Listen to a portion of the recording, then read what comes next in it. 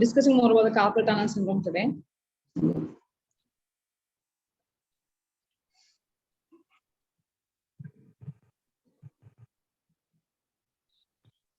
Carpal tunnel syndrome is a condition caused by the compression of median nerve, where it passes through the carpal tunnel of the hand, which is characterized by pain, paresthesia, along the distribution of median nerve, which progresses gradually into muscle weakness and wasting. When we look at the anatomy of the carpal tunnel, it's an osteofibrous canal in the volar wrist. The carpal tunnel is flowed by the carpal bones such as hamate, capitate, trapezoid, trapezium, and the anterior border of it, the roof, is flexor retinaculum. It houses, the carpal tunnel houses the median nerve and the 9 tendons with it. The flexor digitorum superficialis, 4 of those, and 4 of the flexor digitorum profundus, and the flexor pollicis longus.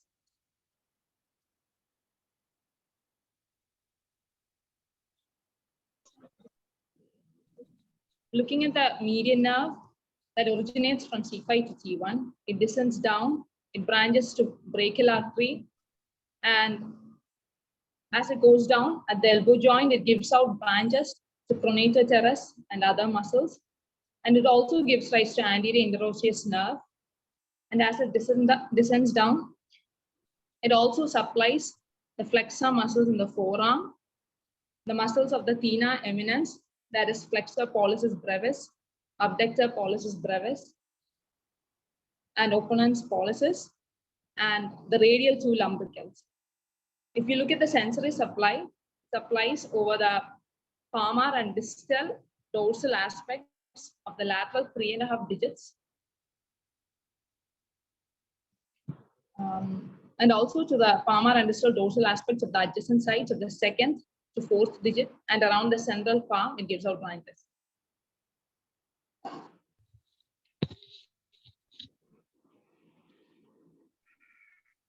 The flexor pollicis brevis, abductor pollicis brevis, opponens pollicis are all the thenar muscles that was mentioned earlier.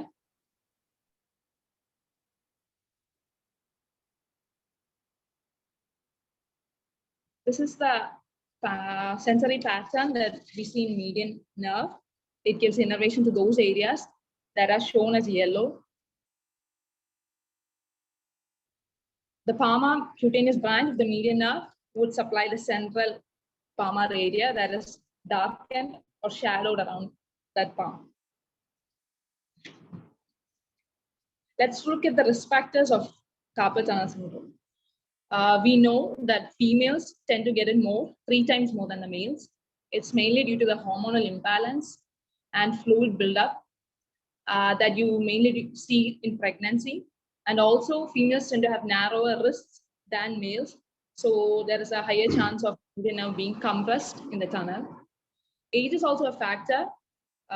When there are years of repetitive activity, especially example athletes, and also when you use computer for a long period of time improperly, not in a correct way for years, that can act as a trigger for carpal tunnel syndrome.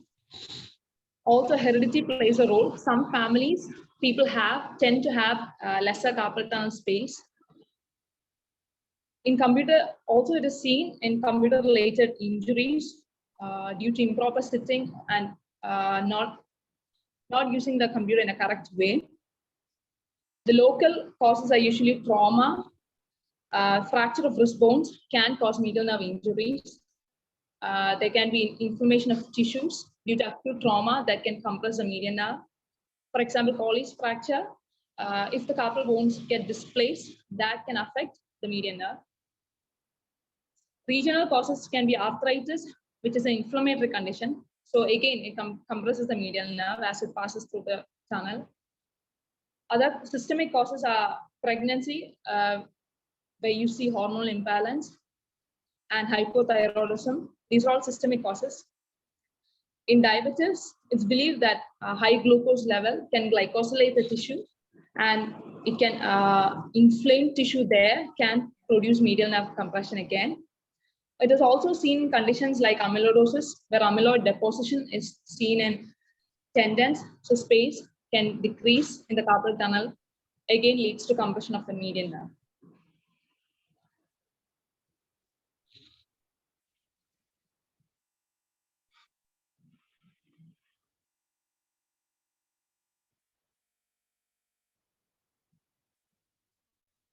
Now we're going to look at the clinical presentation or the symptoms that we usually see in carpal tunnel. First being pain. Pain gradually increases over time. It might start as a small pain that will gradually prolong. The site is, as mentioned earlier, over the lateral 3.5 fingers. There is a grading of pain. Mild pain is usually when patient says that they have only symptoms during the night. A moderate pain is graded when the pain is also present during the day.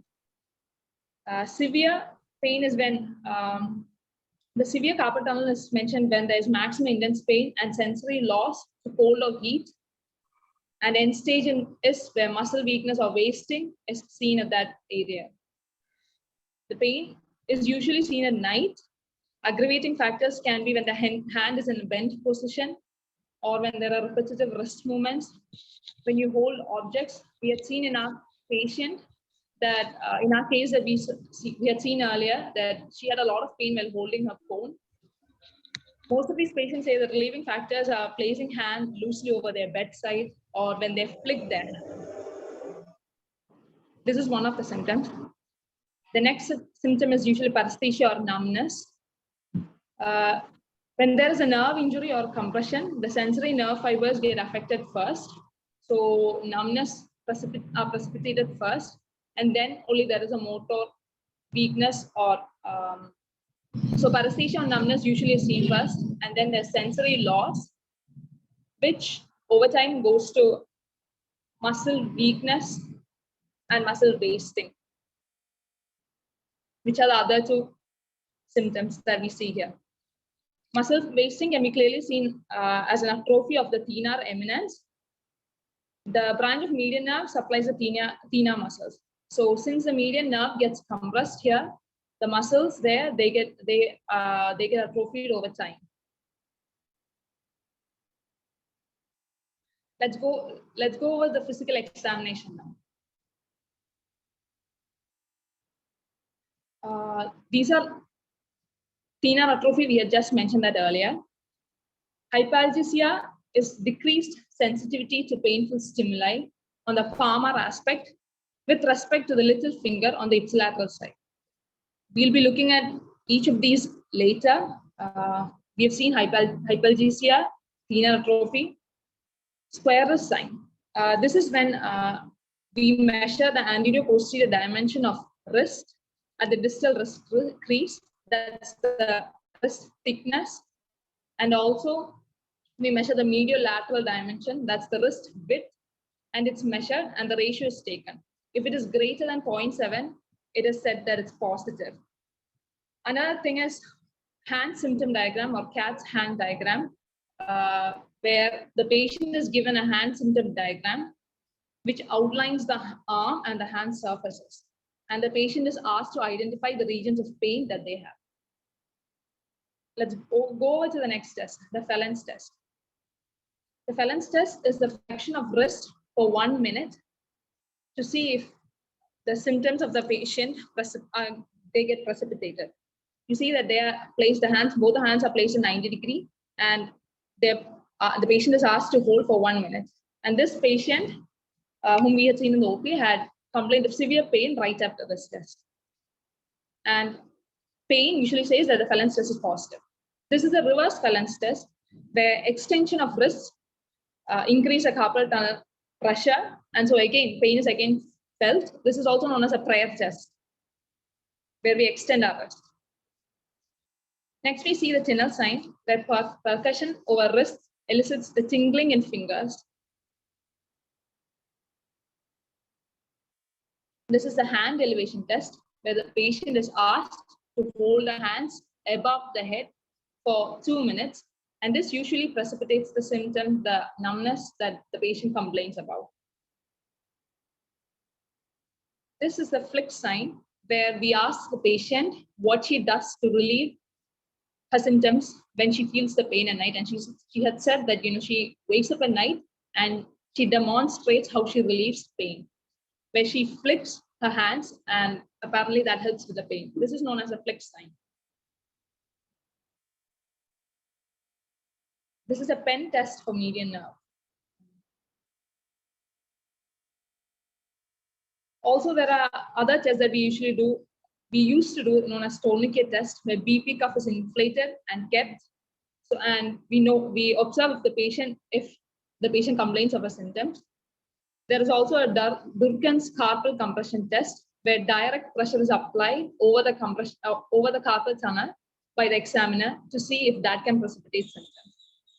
And also on physical examination, we look for echymosis, where there's a purplish hue or abrasions that can suggest acute injury to the tissue there.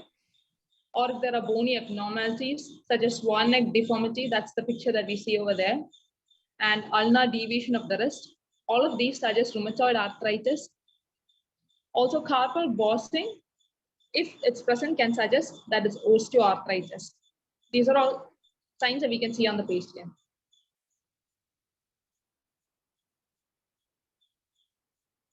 Now, going over to the differential diagnosis of carpal tunnel syndrome, we had mentioned a few where we had said these are the differential diagnosis.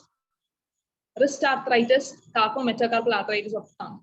Arthritis can usually has joint line pain, and there will be radiological finding. Arthritic changes can be seen in the X-ray, and Phelan's test, Tinel sign, all will be negative on these patients.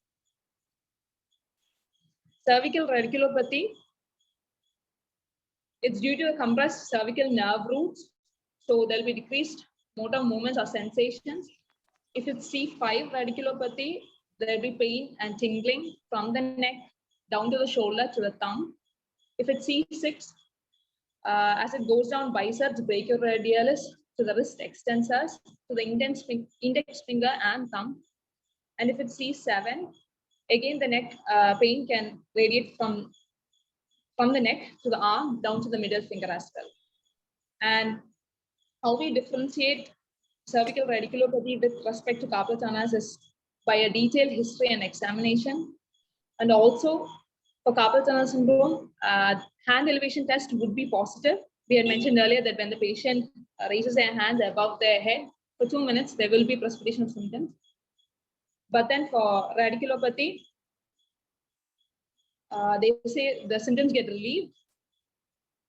And also some patients have complained of first wet space pain, which is not seen in carpal tunnel syndrome, but in radiculopathy. Next, we go over to flexor carpi radialis tenosynovitis, which is a pain over the volar radial wrist due to the inflammation of the FCR tendon sheath, which originates at the medial epicondyle of the wrist. Another thing is a median nerve compression at elbow, which can be known as pronator syndrome.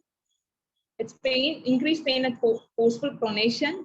It's felt at proximal volar forearm. This symptoms of pronator syndrome can be very similar to carpal tunnel syndrome, but then there won't be night pain, and Phelan's test would be negative. Another differential diagnosis is anterior interosseous nerve syndrome, which is an isolated palsy of anterior interosseous nerve, which is a division of median nerve below the medial epicondyle. There will be no numbness, but there will be inability to flex the interphalangeal joint of thumb and the index finger due to decreased function of the flexor pollicis longus and pronator quadratus of index finger. So this will lead to a weakened index finger thumb pinch, and also the patient would complain of forearm pain. Another differential diagnosis is the ulnar tunnel syndrome, where the ulnar nerve is compressed at the wrist. The site would be around the little finger, so you would not see it near the carpal tunnel. It would be away from it. Another differential diagnosis is vibration white finger. These are usually seen in workers who use power tools a lot, jackhammers and such, where vibration can lead to vasoconstriction. And at that place, smooth muscle hypertrophy, nerve damage can occur. Here, the symptoms in vibration white fingers, symptoms will be probably seen in more than one or more than one finger, and there will be cold-induced vasoconstriction. Another differential diagnosis is volar ganglion radial cyst, in which there would be symptoms of pain and weakness, especially at wrist motion. Here, a ganglion would be seen on a physical examination, which would be firm, rubbery, and non-tender to touch. This can arise from the radiocarpal joint and can go under the thenar muscles to the carpal canal. Another differential diagnosis we always see in the OP would be diabetic and peripheral neuropathy. We often get confused between this and carpal tunnel syndrome, but then in diabetic peripheral neuropathy, we see that the pain would be in a glove and stocking pattern, where carpal tunnel syndrome clearly shows a different pattern of pain, where over 3.5 lateral fingers. These are the differential diagnoses that we had just discussed. The first one is the ulnar nerve compression that we see, where you see that as the nerve passes around the little finger. And the second one is the vibration white finger. The third picture is cervical radiculopathy. You see the passage of C5, C6, C7. And the picture with the yellow round showing the radial cyst, ganglion, volar ganglion radial cyst. These are all pictures of the different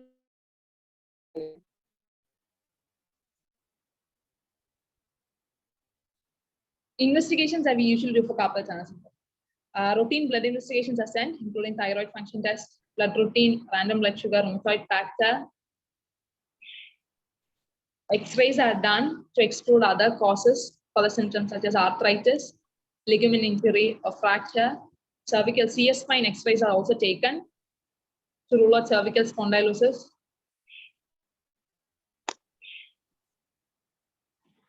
Here we see a nerve conduction study is being done. Median nerve travels through the carpal tunnel. So in a nerve conduction study of carpal tunnel syndrome patients, the motor and sensory latencies are delayed at rest in carpal tunnel, and increased delay shows the more severity of compression.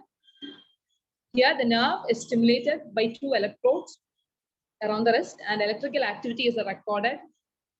If there is a prolonged distal latency in the presence of normal conduction velocity, it can show that there is carpal tunnel syndrome. Here, you see an ultrasound that can measure. Here, the cross-section area of the median nerve at the level of distal palmar crease is being measured by an ultrasound. If it is greater than 0.09 centimeter, it can show carpal tunnel syndrome. It shows that the nerve is swelled out, and there will be loss of fascicular discrimination, and there can be seen darkening can be seen due to edema.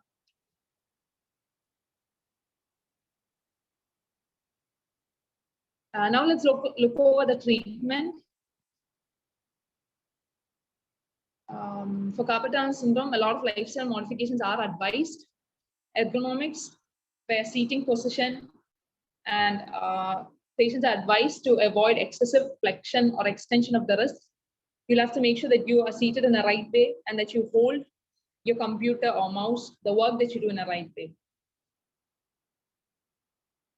Under pharmacotherapy, we give NSAIDs for pain and symptomatic relief.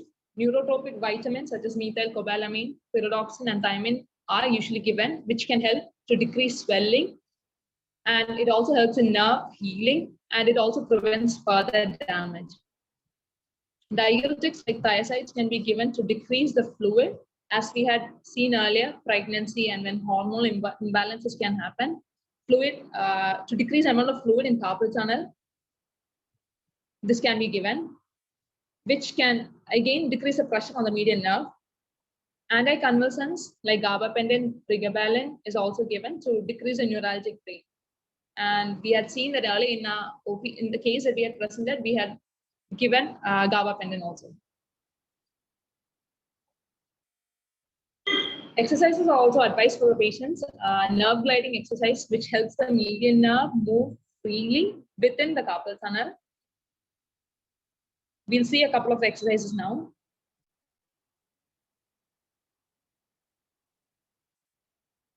This is a median nerve gliding exercise where you begin with your wrist in a neutral position and fingers and thumb all bend into a fist with your thumb facing you. And as you extend your fingers and thumb into straight neutral position, and then keeping your fingers and thumb straight, bend your wrist so that your palm faces up.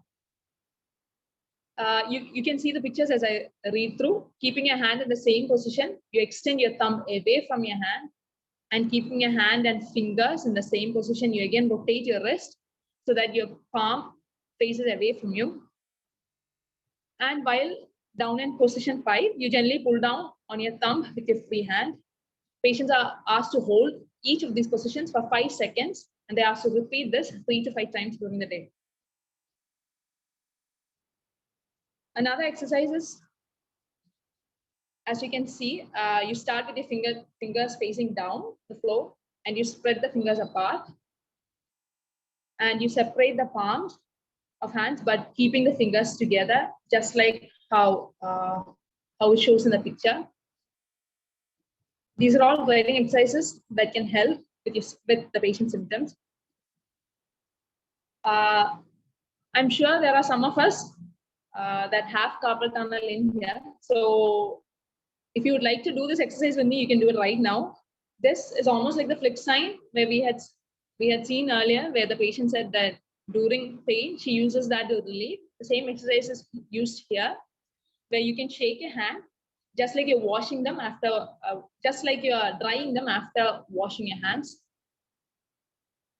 Okay, this is also another exercise that we can all do together right now. As you can extend your arm in front of you, you can bend your wrist back and point your hand towards the floor. While with the other hand, you gently bend your wrist until you feel a stretch in your forearm. Patients are asked to hold this for at least 15 to 30 seconds and to repeat it 2 to 4 times during the day. So we had seen all the, as a part of treatment, we had seen ergonomics, we had seen pharmacokinetics, and other. Now we had also seen exercises, and now splinting also can be used. Neutral wrist splints are used here. Other modalities also are also a part of treatment, like as you can see here, TENS, transcutaneous electrical nerve stimulation, which can decrease the neuralgic pain. This was also started for our patient that we had seen earlier. Ultrasound diathermy is also advised to decrease edema and inflammation and to increase the blood flow at that side.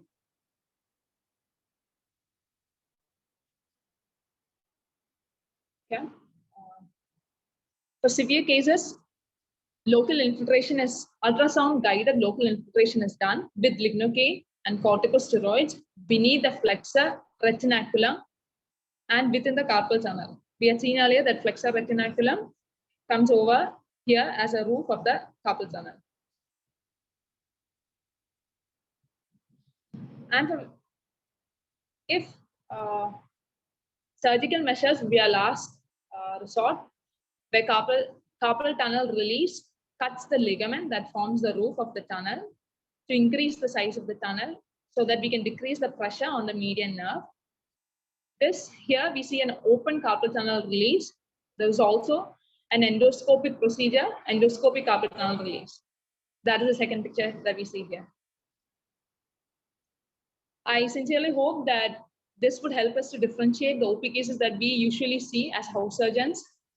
We constantly get confused between cervical radiculopathy, carpal tunnel syndrome, and diabetic nephropathy. I hope that some of these tests, some of the basics that we have talked over here would help all of us. At the end of every tunnel, there is a light, and so does carpal tunnel. That's all. Yes, sir. Sauda. Sir. Hello. Sir. You have taken us through the tunnel very nicely. You are a good driver. Okay. Thank you, sir. And one thing which needs to be corrected is ultrasound therapy, not ultrasound diathermy. I see. Okay, sir. Then your presentation was very good, and you have touched on all points, and slides were very good, and you talked about the subject very nicely. And now there is a post test also, no? Yes, Yes, sir. Before posters, we can open the session for discussion. Okay. We will open the session for discussion. You can ask the questions. Anybody? Questions, please. Comments and opinions are also invited. Yeah. Anup sir ഉണ്ടെന്ന് തോന്നുന്നു. Anup sir രണ്ടു പേർ പറഞ്ഞിട്ടുള്ളത്.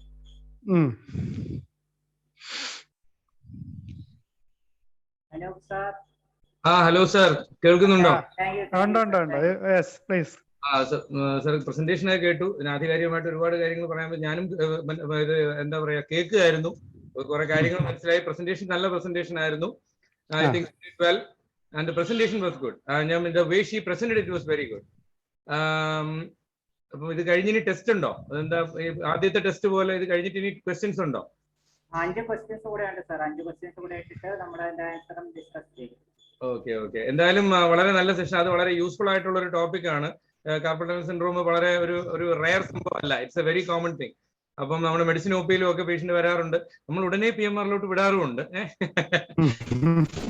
അപ്പൊ അതുകൊണ്ട് എന്തായാലും it was A very good that was A good choice of the topic. And Saudi you have done well. Good. Thank you. Okay. Sindhuja.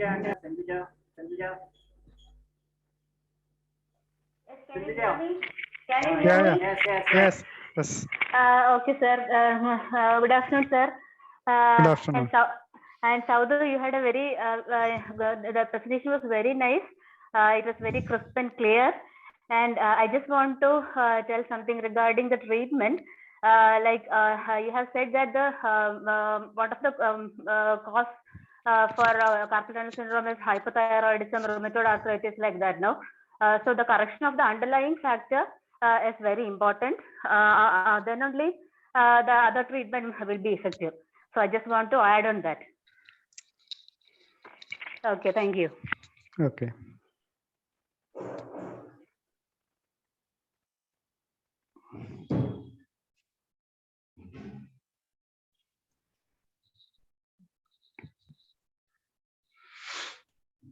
Ragi madam ഇല്ലേ?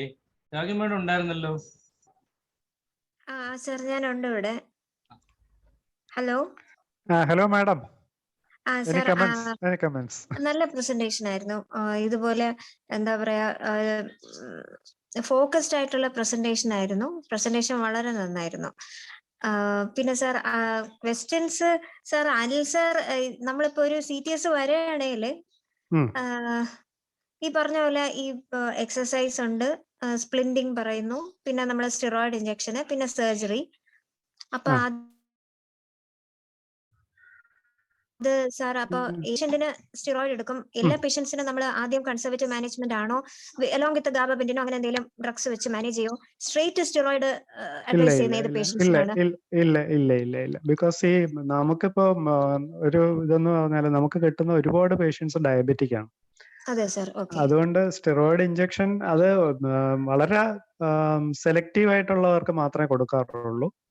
അല്ലാതെ അതൊരു ഒരു റുട്ടീൻ പ്രൊസീജിയർ അല്ല. ഈ നമുക്ക് ഇപ്പം PMR ഡിപ്പാർട്ട്മെന്റിൽ നമുക്ക് ഒരുപാട് ഈ പെയിൻ റിലീവിംഗ് എക്യുപ്മെന്റ്സ് ഉണ്ട് വിത്തൗട്ട് ഡ്രഗ്സ്. Okay sir. മാത്രമേ നമ്മൾ അടുത്ത ലെവലിലോട്ട് പോകാറുള്ളൂ. Okay sir, surgery initial option തന്നെ സർജറിയിലോട്ട് പോകുന്നത് വേസ്റ്റിങ്ങും അങ്ങനെയൊക്കെ വന്നവർക്കാണ്? ഇല്ല. യൂഷ്വലി അല്ല, വേസ്റ്റിങ്ങിന് മുമ്പ് പോകും. ഇപ്പം ഈ സിംറ്റംസ് വേറെ ഒന്നിലും കവർ ചെയ്യുന്നില്ല. ഇപ്പം നമ്മൾ ടെൻസ് കൊടുക്കുന്നു, ബാക്കി സ്പ്ലിന്റ് കൊടുക്കുന്നു, പിന്നെ ഈ ചിലപ്പോൾ കോൺട്രാസ്റ്റ് ബാത്ത്, അങ്ങനെയുള്ള പല ടെക്നിക്സ് ഉണ്ട്. പിന്നെ അൾട്രാസൗണ്ട് തെറാപ്പി അങ്ങനെയെല്ലാം കൊടുത്ത് നോക്കി ഒരു even we can wait up to 1 year if the symptoms അങ്ങനെ ഒരുപാട് പെട്ടെന്ന് പ്രോഗ്രസ് ചെയ്യുന്നില്ല. NCV നമ്മൾ NCV ചെയ്യുമ്പോൾ അതില് ഈ സെൻസറി നെർവ് കണ്ടക്ഷനും അതൊന്നും ഒരുപാട് വ്യത്യാസം വരുന്നില്ല എന്നുണ്ടെങ്കിൽ പിന്നെ ഇപ്പൊ പേഷ്യന്റിന്റെ തിനാർ മസിൽസ് വേസ്റ്റിംഗ് ഒക്കെ വന്നു തുടങ്ങും. അങ്ങനെയുണ്ടെങ്കിൽ നമ്മൾ സർജറിക്ക് വിടും. അല്ലെങ്കിൽ we can wait for conservative measures even up to 1 year. Symptoms അങ്ങനെ വലിയ കുറഞ്ഞ് അങ്ങനെ ഒരുപാട് പ്രോഗ്രസ് ചെയ്യുന്നില്ല എങ്കിൽ. Okay sir. ഓക്കെ സാർ, നമ്മളിവിടെ അൾട്രാസൗണ്ട് അതൊക്കെ ഉണ്ടല്ലോ സാർ. ഈ കോൺട്രാസ്റ്റ് ബാത്ത് എന്താണ്? അത് യൂഷ്വലി നമ്മൾ അഡ്വൈസ് ചെയ്യുന്നത് ഇറ്റ്സ് ഒരു patient is asked to keep her hands in hot water and cold water alternatively. Okay sir. അങ്ങനെ ഒരു നമ്മളൊരു ഹോം റെമഡി പറയാറുണ്ട്. അപ്പം അങ്ങനെയുള്ള കുറെ കാര്യങ്ങളുണ്ട് നമുക്ക്. അതൊന്നും ഒട്ടും പേഷ്യന്റ് സിംറ്റം റിലീഫ് കിട്ടുന്നില്ല, പിന്നെ പ്രോഗ്രസ് ചെയ്യുന്നു. പിന്നെ NCV ചെയ്യുമ്പം കൂടുതൽ ഡാമേജ് കാണിക്കുന്നു. അങ്ങനെയുള്ളപ്പോഴാണ് നമ്മൾ പെട്ടെന്ന് ഈ നമ്മളിപ്പോ ക്ലിനിക്കലി നമ്മളിപ്പോ ഹൈപ്പോതൈറോയിഡ് ആണ്, മോസ്റ്റ് 90% ക്ലിനിക്കലി CTS ആണെന്ന് ഉറപ്പുള്ള പേഷ്യൻസിന് നമ്മൾ എന്നാലും NCV നമ്മൾ അഡ്വൈസ് ചെയ്യുന്നുണ്ടോ? NCV ചെയ്ത് കൺഫേം ചെയ്യുന്നുണ്ടോ? കൺഫേം ചെയ്യുന്നുണ്ട്. ബിക്കോസ് ഇപ്പൊ ഈ കാർപ്പറ്റ് ടണലിന്റെ മിമിക്സ് ഒരുപാടുണ്ട്. ഇപ്പം നേരത്തെ കുട്ടി പറഞ്ഞതുപോലെ ഈ മീഡിയൻ നെർവിനിൽ തന്നെ ഒരു 2-3 സ്ഥലത്തുള്ള കംപ്രഷൻ വരാനുള്ള സാധ്യതയുള്ള സ്ഥലങ്ങളുണ്ട് നമ്മുടെ കയ്യിൽ. അതിന്റെ ഒരു ബ്രാഞ്ച് ആന്റിറ്റിയർ ഇന്റർഷന്, പിന്നെ പ്രൊണേറ്റർ തിരിസിന്റെ അവിടെ കംപ്രഷൻ വരാം. പിന്നെ അതിന്റെ കുറച്ച് മുകളിൽ ഒരു ലിഗമെന്റ് കംപ്രഷൻ വരാം. അപ്പൊ NCV ചെയ്യുമ്പം ഇതിന്റെ ഒരു ഡിഫറൻഷ്യൽ ഡയഗ്നോസിസ് നമുക്ക് കിട്ടും. അങ്ങനെ എന്നിട്ടാണ്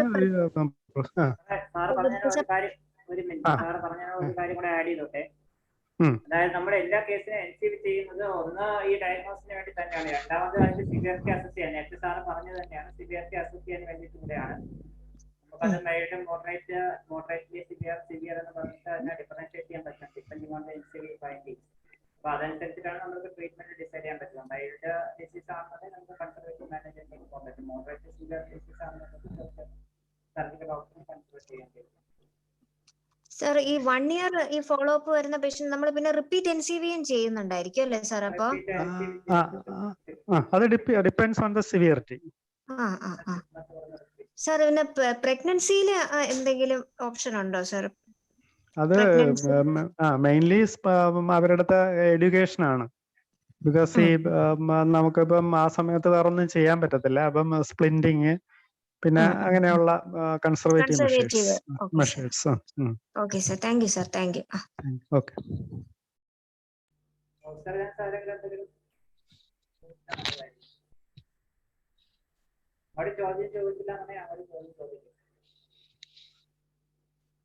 ഓരോരുത്തരായിട്ട് പിക്ക് ചെയ്ത് ചോദിക്കണ്ടെന്നുണ്ടെങ്കിൽ ആരെങ്കിലും സാർ പറയുന്നത് കേൾക്കുന്നില്ല. ഹൗസ് സർജൻസ് ആരെങ്കിലുമൊക്കെ സംസാരിക്കൂ. ഓർഡർ ചെയ്ത് ഇങ്ങോട്ട് സംസാരിക്കൂ. ഇല്ല എന്നുണ്ടെങ്കിൽ ഓരോരുത്തരെ പിക്ക് ചെയ്ത് ചോദ്യങ്ങൾ ചോദിക്കുന്നതായിരിക്കും. ആരെങ്കിലും സംസാരിക്കൂ. സംശയങ്ങൾ ഉണ്ടെന്നുണ്ടെങ്കിൽ ചോദിക്കൂ. വെറുതെ വന്നത് കേട്ടിട്ട് പോയിട്ട് കാര്യമില്ല. നമുക്കിപ്പോ ഇത് ഒരു 7 ക്ലാസ് ആയി തോന്നുന്നു. ഈ ഓൺലൈൻ ക്ലാസ്സിൽ കംപ്ലീറ്റ് ചോദിക്കാൻ ഇതുവരെ നമ്മൾ പഠിച്ചില്ലേ?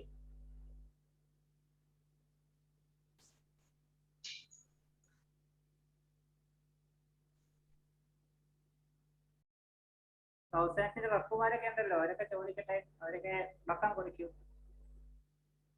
പിന്നാലെ വരുന്ന കുഞ്ഞാടുകൾക്ക് വഴി കാണിച്ചു കൊടുക്കൂ. ഫാത്തിമ.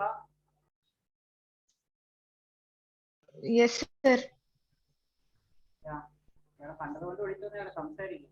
എന്തെങ്കിലുമൊക്കെ പറയൂ. ഒന്നുമില്ലെങ്കിൽ നാട്ടുകാരി പറയൂ. സർ, അത് അല്ല സർ, ഞാൻ ചോദിക്കാൻ വന്നത് സർ, നമ്മൾ ഈ ആ ഇൻവെസ്റ്റിഗേഷൻ ഓഫ് ചോയ്സ് എന്ന് പറഞ്ഞാൽ നമ്മൾ ഉണ്ടായിരുന്നല്ലോ സർ. അപ്പം നമ്മൾ ആദ്യമേ എല്ലാവർക്കും അൾട്രാസൗണ്ട് നമ്മൾ എങ്ങനെ എടുപ്പിക്കോ, അതോ ഈ നെർവ് കണ്ടക്ഷൻ സ്റ്റഡി വെച്ച് തന്നെ നമുക്ക് ഡയഗ്നോസ് ചെയ്യാൻ പറ്റില്ലേ സർ ഈ കാർപ്പൽ ടണൽ സിൻഡ്രോം?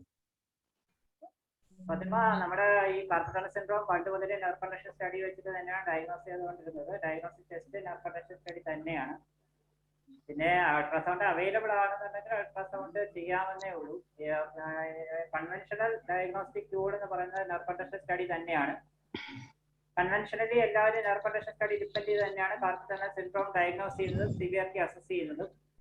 പക്ഷേ ഈ മസ്കുലോസ്കെലറ്റൽ അൾട്രാസൗണ്ട് എന്ന് പറഞ്ഞാൽ ഒരു കമ്പാരിറ്റീവ്ലി ന്യൂവർ അഡിഷൻ ആണ് ഇതിലേക്ക്.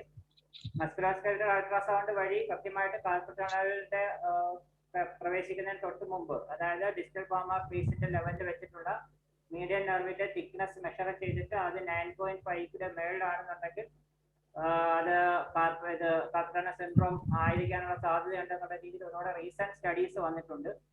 അപ്പോൾ നെർവ് കണ്ടക്ഷൻ സ്റ്റഡി പോലെ തന്നെ ഒരു സെൻസിറ്റീവ് ആയിട്ടുള്ള ഒരു ടെസ്റ്റ് ആയിട്ടാണ് ഇപ്പോൾ നമ്മുടെ അൾട്രാസൗണ്ട് മസ്കുലോസ്കെലറ്റൽ അൾട്രാസൗണ്ട് കാണുന്നത്. അപ്പോൾ in doubtful cases nerve conduction study ഇപ്പോൾ ഇക്വിവോക്കൽ ആയിട്ട് ഡൗട്ട്ഫുൾ ആയിട്ട് ബോർഡർ ലൈൻ ആയിട്ടുള്ള കേസുകളിൽ നമുക്ക് അൾട്രാസൗണ്ട് ചെയ്യുകയാണെന്നുണ്ടെങ്കിൽ കുറച്ചുകൂടി കൃത്യമായിട്ട് അത് മനസ്സിലാക്കാനായിട്ട് സാധിക്കും. പിന്നെ രണ്ടാമത്തെ കാര്യം എന്ന് പറഞ്ഞാൽ നമുക്ക് ഡിപ്പാർട്ട്മെന്റ് അൾട്രാസൗണ്ട് മസ്കുലോസ്കെലറ്റൽ അൾട്രാസൗണ്ട് അവൈലബിൾ ആണ്. അതുകൊണ്ട് നെർവ് കണ്ടക്ഷൻ സ്റ്റഡി ചെയ്യുന്ന എല്ലാ പേഷ്യൻസിനും നമ്മുടെ റൊട്ടീനായിട്ട് ഇപ്പോൾ മസ്കുലോസ്കെലറ്റൽ അൾട്രാസൗണ്ട് കൂടെ ചെയ്യുന്നുണ്ട് എന്നുള്ളതേ ഉള്ളൂ. You can also rule out other things if there is a compression from elsewhere. Okay, sir. Thank you, sir. Okay. ഇനി ആരെയാ വിളിക്കേണ്ടത്? അരുൺ സാറേ, ഞാനൊരു ക്വസ്റ്റ്യൻ ചോദിച്ചോട്ടെ? Thank you sir. സാർ, അതിപ്പോ നമ്മളിപ്പോ ഇത്രയും സൗകര്യങ്ങളൊന്നും ഇല്ലാത്ത ഒരു ഹോസ്പിറ്റല്, അതായത് ഇപ്പൊ ഞാൻ ഇവിടെ വരുന്നതിന് മുമ്പ് കണ്ണൂരായിരുന്നു, കമ്മ്യൂണിറ്റി ഹെൽത്ത് സെന്ററിലായിരുന്നു. അപ്പൊ അതുപോലെയുള്ള ഒരു സ്ഥലത്ത് where the nearest tertiary care centre miles away, അങ്ങനെയുള്ള ഒരു സ്ഥലത്ത് ഇപ്പൊ ഇങ്ങനെ ഒരു പേഷ്യന്റ് വന്നു, അത് ക്ലിനിക്കലി ഇതാണെന്ന് തോന്നി. അപ്പൊ അതിന് നമുക്ക് ഇപ്പം പേഷ്യന്റ് ഇപ്പം ഇത്രയും ദൂരം യാത്ര ചെയ്ത് ഇപ്പൊ നെർവ് കണ്ടക്ഷൻ സ്റ്റഡി ഒന്നും ചെയ്യാനുള്ള സൗകര്യം ഇല്ല എന്നുണ്ടെങ്കിൽ നമ്മൾ OP ആയിട്ട് എങ്ങനെ ആദ്യമേ സ്റ്റിറോയിഡ് സ്റ്റാർട്ട് ചെയ്യോ അതോ പെയിൻ കില്ലേഴ്സ് മാത്രം കൊടുത്തു വിട്ടാൽ മതിയോ? നമുക്ക് ഇതിപ്പോ ഒരു ന്യൂറോളജിക് പെയിൻ ആണ് നമ്മൾ സസ്പെക്ട് ചെയ്യുന്ന ഒരു നെർവ് എൻട്രാപ്മെന്റ് സസ്പെക്ട് ചെയ്യുന്നുണ്ടെങ്കിൽ, ന്യൂറോളജിക് പെയിൻ ആണെന്നുണ്ടെങ്കിൽ നമുക്ക് ഉറപ്പായിട്ടും ആ പേഷ്യന്റിന് ന്യൂറോട്രോപിക് വൈറ്റമിൻസ് കൊടുക്കാം. ഫോർ എനി ന്യൂറോളജിക് പെയിൻ റിലീഫിന് വേണ്ടിയിട്ട് ആന്റി കൺവൾസൻസ് ആണ് കൊടുക്കുന്നത്. കാർബോബസപ്പിൻ, ഓസ്കാർബോസപ്പിൻ അല്ലെങ്കിൽ ഗാബാപെന്റിൻ, പ്രീഗാബലിൻ. ആന്റി കൺവൾസൻസ് ആണ് കൊടുക്കുന്നതെന്നാണോ പറഞ്ഞേ? അതെ. പെയിൻ റിലീഫിന് നമ്മുടെ ഓസ്കാർബോസിൻ, കാർബോബസപ്പിൻ, ഗാബാപെന്റിൻ അല്ലെങ്കിൽ പ്രീഗാബാലിൻ, ആ ഗ്രൂപ്പ് ഓഫ് ഡ്രഗ്സ് ആണ് നമ്മുടെ ന്യൂറോളജിക് പെയിൻ റിലീഫിന് വേണ്ടി എപ്പോഴും കൊടുക്കുന്നത്. അപ്പൊ അത് നമുക്ക് കൊടുക്കാൻ സാധിക്കും. പിന്നെ നമ്മുടെ ന്യൂറോട്രോപിക് വൈറ്റമിൻസ് നമ്മൾ എന്തായാലും കൊടുക്കണം. മീഥൈൽ കോബാലമീനും B6ഉം തയമിനും നമുക്ക് കൊടുക്കാം. മീഥൈൽ കോബാലമീൻ ആണ് പെരിഫറൽ ന്യൂറോപ്പതിക്ക് ഏറ്റവും എഫക്റ്റീവ് ആയിട്ടുള്ളത് മറ്റു രണ്ടിനേക്കാളും. മീഥൈൽ കോബാലമീൻ നമ്മൾ മസ്റ്റായിട്ട് കൊടുക്കണം. അതുപോലെ തന്നെ നമുക്ക് പെയിൻ സിംറ്റമാറ്റിക് റിലീഫ് വേണം, അതായത് പേഷ്യന്റ് നല്ല സിവിയർ പെയിൻ ആണ്, പെയിൻ റിലീഫ് വേണമെന്നുണ്ടെങ്കിൽ നമുക്ക് ന്യൂറോളജിക് പെയിൻ ആണ് പ്രൊഡോമിനേറ്റ് ചെയ്യുന്നതെന്നുണ്ടെങ്കിൽ നമുക്ക് ഉറപ്പായിട്ടും ഗാബാപെന്റിനോ പ്രീഗാബാലിനോ കൊടുക്കേണ്ടി വരും. ആ കംപ്രഷന്റെ അതൊരു അല്ലാതെ ഒരു മസ്കുലോസ്കെലറ്റൽ പെയിൻ പോലത്തെ ഒരു പെയിൻ ആണ്, dull aching pain, localised pain, tenderness ഉള്ള പെയിൻ അങ്ങനെയാണെന്നുണ്ടെങ്കിൽ നമുക്ക് തീർച്ചയായിട്ടും NSAIDs കൊടുക്കാം. ടെൻഡർനെസ് ഇല്ലാത്ത ടിനൽ സൈൻ പോസിറ്റീവ് ആയിട്ടുള്ള ഒരു റേഡിയേറ്റിംഗ് ടൈപ്പ്, ഡാഷിംഗ് ടൈപ്പ് അല്ലെങ്കിൽ ഒരു സ്റ്റാബിംഗ് ടൈപ്പ് അല്ലെങ്കിൽ ഒരു ലൈറ്റ്നിങ് ടൈപ്പ് പെയിൻ ആണെന്നുണ്ടെങ്കിൽ നമ്മൾ ഉറപ്പായിട്ടും അതിന് ആന്റി കൺവൾസൻസ്, അതായത് പ്രീഗാബാലിനോ ഗാബാപെന്റിനോ തന്നെയാണ് കൊടുക്കേണ്ടത്. Okay sir. സാർ, ഇപ്പൊ ഈ ന്യൂറോളജിക് പെയിൻ ആണെന്ന് നമുക്ക് ഇതല്ല, ഇതുമായിട്ട് ബന്ധപ്പെട്ടതല്ല, അല്ലാതെ ഞാൻ ജനറൽ ആയിട്ട് ചോദിക്കാം. ഇപ്പൊ ന്യൂറോളജിക് പെയിൻ ആണെന്ന് മനസ്സിലായി, നമുക്ക് ഒരു പേഷ്യന്റിന് ഇപ്പം പ്രീഗബാലിൻ കൊടുക്കുമ്പോഴേ ഭയങ്കര സെഡേഷൻ, അവർക്ക് പ്രീഗബാലിൻ ഒരു ദിവസം കഴിച്ചിട്ട് രണ്ടാമത്തെ എണീക്കാൻ കഴിഞ്ഞില്ല, അത്രയ്ക്ക് സിവിയർ സെഡേഷൻ ആണെന്ന് വല്ലതും പറയുകയാണെങ്കിൽ ഗാബാപെന്റിനും പ്രീഗബാലിനും രണ്ടും അങ്ങനെയാണെങ്കിൽ നമുക്ക് വേറെ എന്തെങ്കിലും ചോയ്സ് ഉണ്ടോ? അതിന് സാറേ ഏറ്റവും നമുക്കിപ്പോ നമ്മുടെ എക്സ്പീരിയൻസ് വെച്ച് പറയുകയാണെന്നുണ്ടെങ്കിൽ ഏറ്റവും സെഡേഷൻ കുറച്ച് കാണുന്നത് ഓസ്കാർബസിൻ ആണ്. ഓസ്കാർബസിൻ റിലേറ്റീവ്ലി സെഡേഷൻ കുറവാണ്, എഫക്ട് കുറച്ച് കുറവാണ്, പക്ഷേ സെഡേഷൻ കമ്പാരിറ്റീവ് കുറവാണ്. പിന്നെ രണ്ടാമത്തെ കാര്യം എന്ന് പറയുന്നത് ഈ ഡ്രഗ്സ് എല്ലാം ആ സെഡേഷൻ ഒരു ടാക്കിഫിലാക്റ്റിക് എഫക്ട് ഉണ്ട്. അത് നമ്മൾ ഒരു 1 വീക്ക് കഴിച്ചു കഴിയുമ്പോൾ നാച്ചുറലി സെഡേഷൻ കുറയും. Okay okay. ഫസ്റ്റ് ഒരു 2 to 3 ഡേയ്സ് ആണ് ഏറ്റവും കൂടുതൽ സെഡേഷൻ ഉണ്ടാവുക. പക്ഷെ ആ ഫസ്റ്റ് 2 to 3 ഡേയ്സിനകത്ത് സാർ എന്താ സംഭവം എന്ന് പറയും. ഇപ്പൊ നമ്മളിപ്പോ ഈ ഒരു ഇച്ചിരി സിറ്റിയിലല്ല, കുറച്ച് റൂറൽ ആയിട്ടുള്ള പറയുകയാണെങ്കിൽ ഒരു 2 ഗുളിക അങ്ങോട്ട് കഴിക്കും. 2 ഗുളിക കഴിക്കുമ്പോൾ ഈ സിവിയർ ആയിട്ട് ഉറക്കം വന്നു കഴിഞ്ഞാൽ പിന്നെ നാട്ടുകാരെല്ലാം കൂടെ പറഞ്ഞ് പേടിപ്പിക്കും. ഇത് കഴിച്ചാൽ പിന്നെ ആജീവനാന്ത് ഉറങ്ങിപ്പോകുന്നു പറഞ്ഞിട്ട് പിന്നെ കഴിക്കില്ല. നമ്മൾ ചെയ്യുന്ന വെച്ചാൽ ഗാബാപെന്റിനാകുമ്പോൾ നമുക്ക് ഡോസ് അഡ്ജസ്റ്റ് കൊടുക്കാൻ പറ്റും. ഗാബാപെന്റ് 100 മില്ലിഗ്രാം കൊടുത്തു കഴിഞ്ഞാൽ ഉറക്കം വരില്ല. നമുക്ക് 400 മില്ലിഗ്രാം ആണ് യൂഷ്വൽ ഡോസ്. നമ്മുടെ 100 മില്ലിഗ്രാം സ്റ്റാർട്ട് ചെയ്തിട്ട് ഗ്രാജുവലായിട്ട് റൈസ് ചെയ്ത് 400 മില്ലിഗ്രാം വരെ കൊണ്ടുപോകാൻ പറ്റും. Okay sir.